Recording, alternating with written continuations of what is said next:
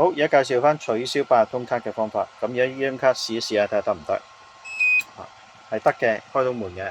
聽到聲跳 relay 開到門嘅。好，咁而家取消下。咁你 stand by 嘅時候咧，個 keypad 係閃下閃下嘅。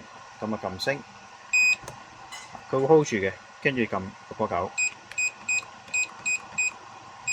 好，明顯入咗 program mode 之後咧，我哋就開始用呢個 function 2號刪除用戶編號嘅卡 function 2。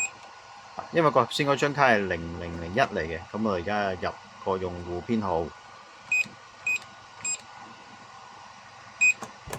跟住撳井。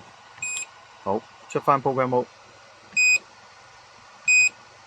見到閃下閃下 stand by， 試翻呢張卡，失敗，開唔到門，嘅，上面係冇指示。再試